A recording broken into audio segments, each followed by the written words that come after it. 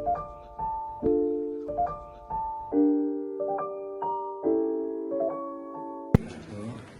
semuanya, kami perwakilan dari kelas 91 dari SMA Negeri 29 Jakarta. Pada kesempatan kali ini kami akan mewawancarai salah satu petugas KUA di Kecamatan Kebayoran.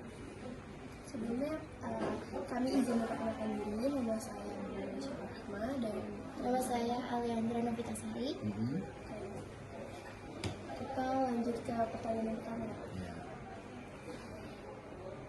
Bapak bisa jelaskan apa dasar hukum pernikahan di dalam Islam? Dasar hukum dalam Islam secara fikih ya. Secara fikih pertama pasti rujukan kita adalah Al-Quran dan Hadis. Pertama surat An-Nisa ayat 1. Kedua surat Ar-Rum ayat 21. Tahu bunyinya enggak? Yang pertama catat itu ya, An-Nisa ayat 1 ya, ya Nas.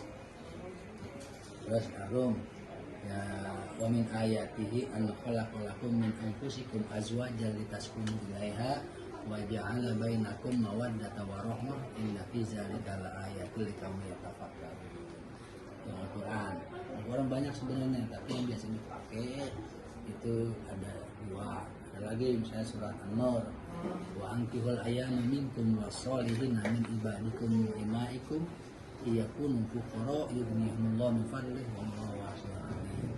Banyak lagi Al-Quran ya.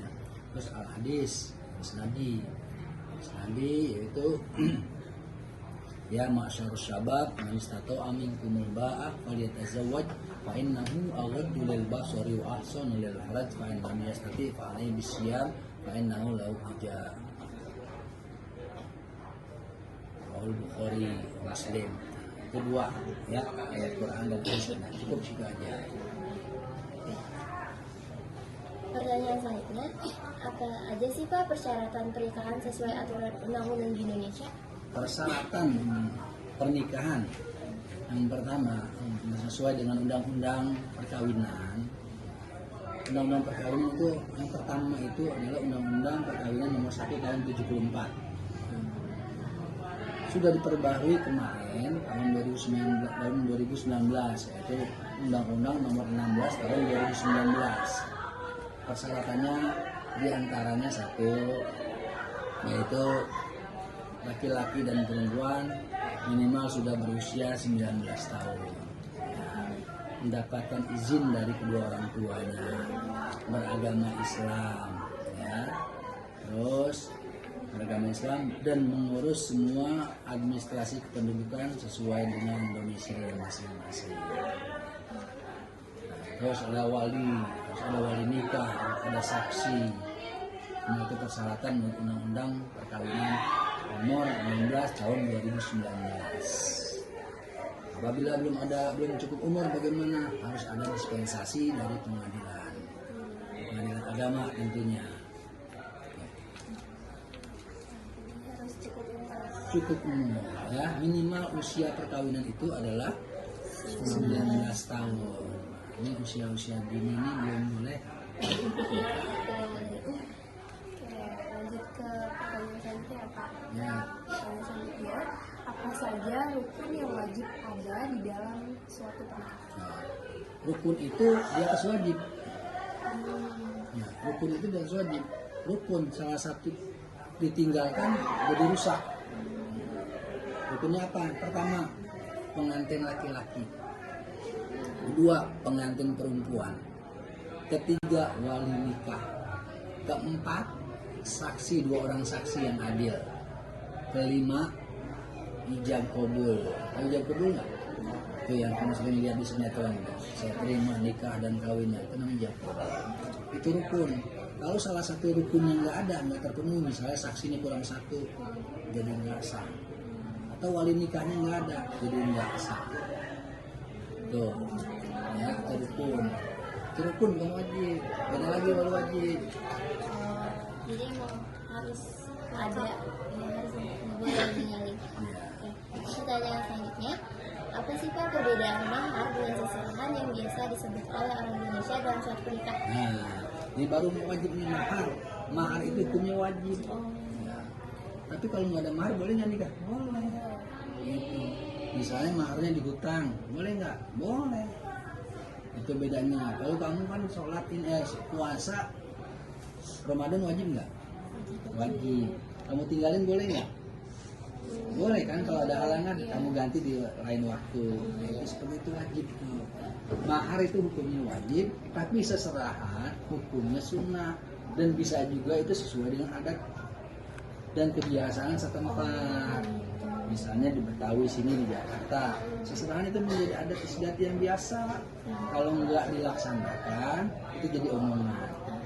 Namanya itu ada bahasa usul fikihnya al-adah muhakamah. Adat itu satu yang bijaksana.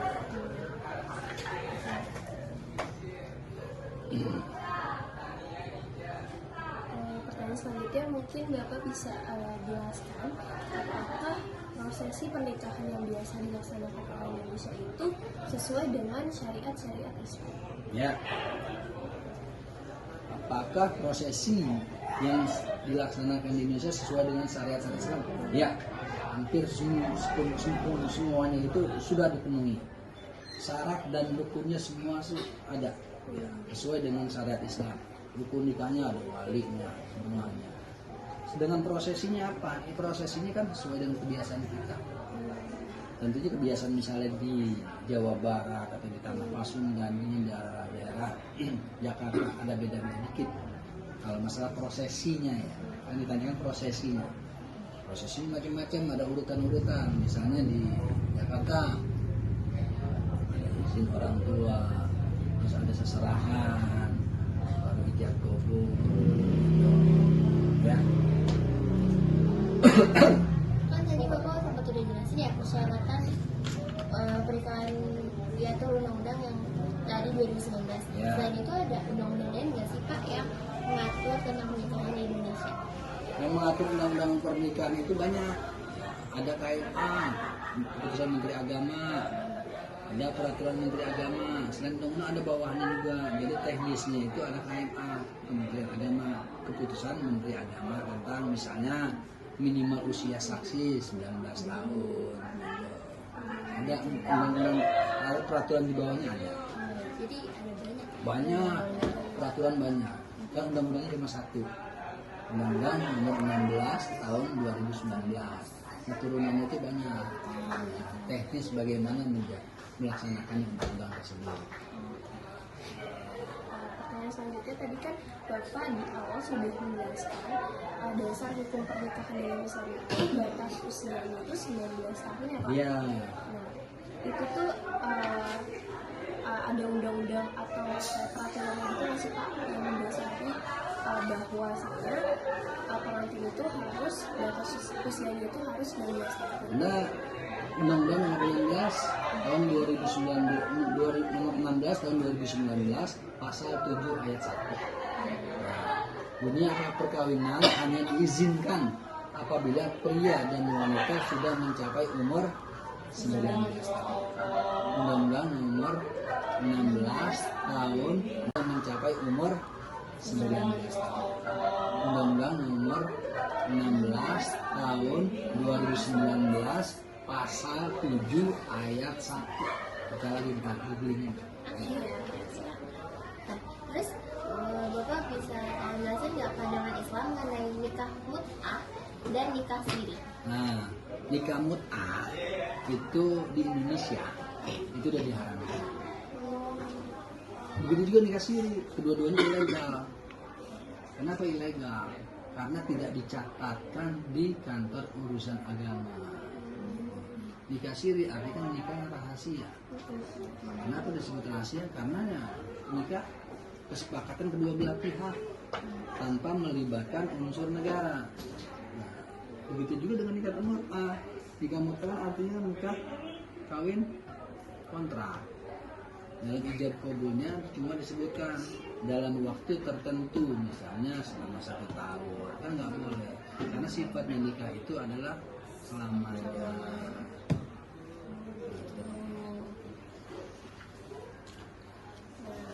pertanyaan yang terakhir nih Pak. Ya. Bapak boleh jelaskan apa sih pandangan Islam mengenai talak?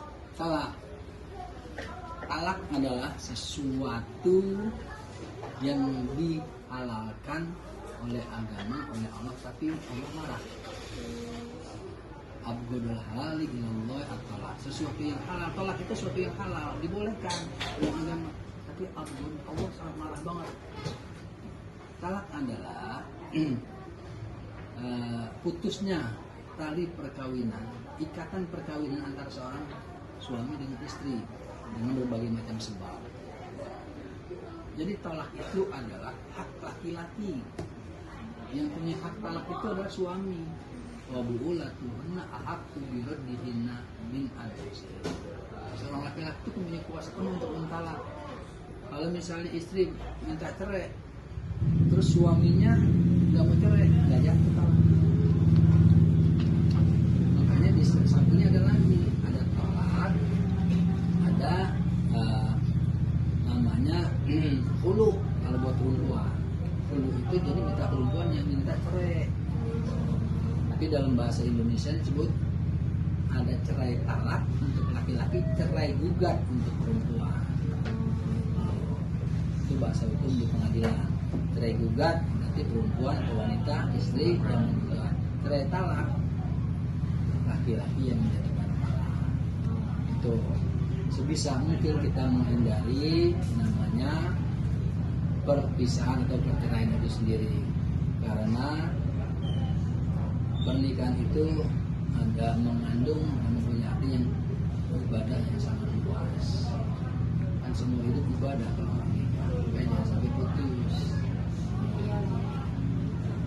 Mungkin sekiranya itu aja Pak pertanyaan yang kami lakukan. Terima kasih atas Sama-sama. waktu yang udah Bapak berikan.